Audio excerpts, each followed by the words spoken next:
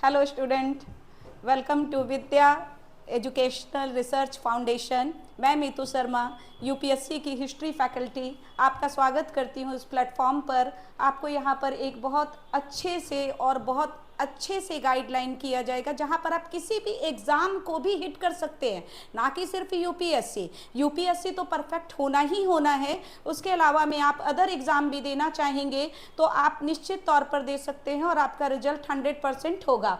मैं आपके साथ एक टॉपिक लेती हूँ आज, जैसे इवोल्यूशन ऑफ ह्यूमन। हम लोग जानते हैं कि हिस्ट्री जब स्टार्ट होता है तो आप प्री हिस्ट्री को कैसे स्टार्ट करेंगे? विदाउट इवोल्यूशन ऑफ ह्यूमन, बिना मानव की उत्पत्ति के आप कैसे स्टार्ट करेंगे? नहीं कर सकते। मान लो कि भी हमें लोअर पैलियोलिथिक पर बात करना है, निम्न पूरा पाषाण काल पर हमें बात करना है होमो इरेक्टस पर, तो होमो इरेक्टस कौन था? ठीक है, तो इन चीज़ों को जानने के लिए ज़रूरी है कि हम एक छोटा सा टॉपिक पढ़ें जिससे हम लिंक करेंगे प्री हिस्ट्री को। देखिए, सबसे पहले अगर बात किया जाए ह्यूमन इवोल्यूशन का, तो ह्यूमन इवोल्यूशन को हम लोग टाइम जो देते हैं वो 340 लाख बीसी से 260 लाख बीसी।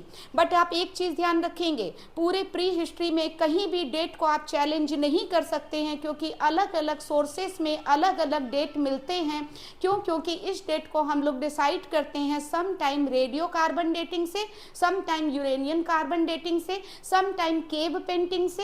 दैट मीन्स आप यहाँ पे चैलेंज डेट को नहीं कर सकते हैं। हाँ, इवोल्यूशन ऑफ ह्यूमन की आप बात करते हैं तो सबसे पहले हमारे पास दो ह्यूमन हुआ करते थे, एक प्रोजीनी और एक एंथ्रोपोइडिया हुआ करते थे।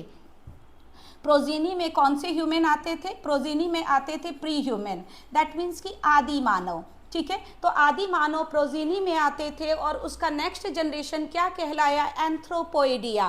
एंथ्रोपोइडिया में टोटल 3 फैमिली हुआ करती थी। जो फर्स्ट 2 फैमिली रिलेट करती थी वो मंकी से रिलेट करती थी, और लास्ट का जो इसका जो वंशज थे वो कहलाते थे प्राइमेट। प्राइमेट आगे चल के अब क्या हुआ? ये ह्यूमन तो यहीं पे रुक गए, कंटिन्यू किसने किया? एंथ्रोपोइडिया। एंथ्रोपोइडिया में भी कंटिन्यू, ये दोनों तो रुक गए, कंटिन्यू किसने किया? प्राइमेट ने किया।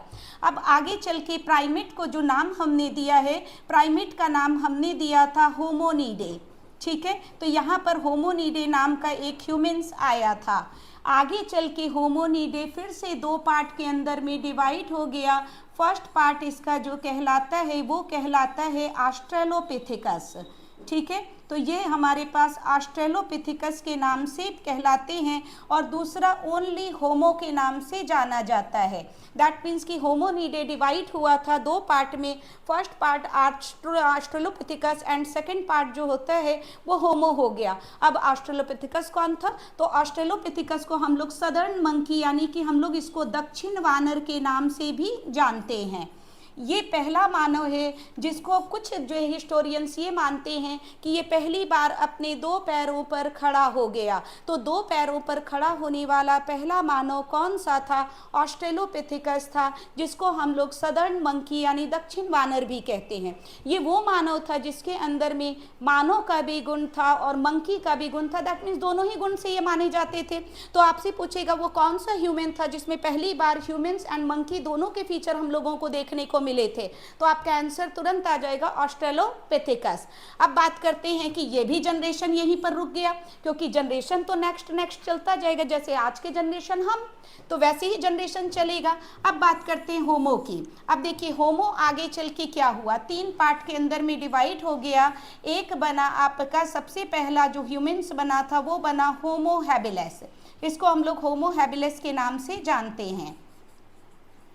जो दूसरा, एक चीज और ध्यान रखें, ये होमो हैबिलिस किस पीरियड में आया था? लोअर पैलियोलिथिक, निम्न पूरा पाषाण काल में होमो हैबिलिस आ गया था। होमो हैबिलिस की खासियत क्या है? ये पहला मानव था जिसने नियमित रूप से कंटिन्यूसली टूल्स बनाना स्टार्ट किया। आपका क्वेश्चन यूपीएससी में आ चुका है कि नियमित रूप से वो कौन सा मानव था जिसने अपना टूल मेकर यानी कि अपना हथियार बनाना प्रारंभ किया? तो वो था होमो हैबिलिस। क्वेश्चन टर्न, किस पीरियड में पहली बार जो है वो हथियार नियमित रूप से बनना स्टार्ट हुआ था, regular basis tool making start हुआ था? Lower Palaeolithic. क्यों? क्योंकि होमो हैबिलिस लोअर पैलियोलिथिक निम्न पूरा पाषाण काल का ह्यूमन है, इसलिए हम लोग वहां पे आंसर टर्न कर देंगे। दूसरा, ठीक इसके बाद जो आता है वो आएगा होमो इरेक्टस। ठीक है। होमो इरेक्टस बहुत इंपॉर्टेंट है, ये कई एग्जाम में क्वेश्चन आ चुका। होमो इरेक्टस की अगर आप बात करोगे तो इसका जो हाइट था ये शॉर्ट हाइट का था एंड फैटी था, नाटा और मोटा हुआ करता था। बट ये पहला ह्यूमन था जो साइंस टेक से नोन था, विज्ञान और प्रौद्योगिकी को जानता था। ये पहला मानव था जिसने पहली बार हैंडेक्स बनाया, दैट मीन्स की गंडासा बनाया था। तो यहाँ पर क्वेश्चन आता है कि पहला हैंडेक्स किसने बनाया? होमो इरेक्टस ने बनाया। वो कौन सा मानव था जिसने साइंस और टेक को आगे बढ़ाया? तो साइंस टेक को आगे बढ़ाने वाला होमो इरेक्टस हुआ करता था। होमो इरेक्टस का एविडेंस हमें कहाँ से मिला? हथनौरा से मिला। क्वेश्चन आ चुका, आप देखेंगे अपने क्वेश्चन में, क्वेश्चन आ गया। तो होमो इरेक्टस का जो एविडेंस मिला वो हम लोगों को हथनौरा से मिला। होमो इरेक्टस पहला हैंडेक्स बनाया था, और पहला हैंडेक्स हम लोगों को कहाँ से मिला? मद्रास के पल्लवरम से मिला था। ठीक है, तो हम लोग देखते हैं मद्रास के पल्लवरम। ये क्वेश्चन आपका यूपीएससी में भी आ चुका है, यूजीसी नेट के अंदर में भी आ चुका। ठीक है, कि पहला हैंडेक्स हमें कहाँ से मिला? तो मद्रास के पल्लवरम से मिला। खोजा किसने इसको? रॉबर्ट ब्रूसफुट ने खोजा था 1863 में। 1863 में पहली बार खोजा गया था। एक चीज़ और ध्यान रखिएगा, ये जो आपका होमो इरेक्टस जो ह्यूमन था ये लोअर पैलियोलिथिक के एंड में आया था, दैट मीन्स अंत में, निम्न पूरा पाषाण काल के अंत में आया था। इसका मतलब साफ साफ अगर हम लोग क्वेश्चन को टर्न कर दें कि किस पीरियड में साइंस टेक स्टार्ट हो चुका था, तो लोअर पैलियोलिथिक के एंड में स्टार्ट हो चुका था, क्योंकि लोअर पैलियोलिथिक में हमें जो ह्यूमन मिला उसका नाम था होमो इरेक्टस। होमो इरेक्टस के बारे में और एक खासियत है, इस समय होमो इरेक्टस यानी कि लोअर पैलियोलिथिक के लास्ट पीरियड में मेल फीमेल ग्रुप बढ़ चुका था। जो फीमेल थी उसमें बॉडी फीचर्स आने लग गए थे कि वो एक फीमेल है। इस समय वर्क डिवाइड हो चुका था। फीमेल का काम था फूड गैदरिंग करना, जबकि जो मेल का काम था वो था हंटिंग करना। दैट मीन्स क्वेश्चन फिर टर्न, किस पीरियड में मेल फीमेल का वर्क जो है वो डिफरेंस हो चुका था? तो लोअर पैलियोलिथिक के अंत में अलग हो चुका था। किस मानव के समय में हुआ था? होमो इरेक्टस के समय में हुआ था। एक सबसे जरूरी बात यह है कि यही वो पहला मानव था जो आग जलाना जानता था, फायर जनरेटर था, ये आग जलाना जानता था।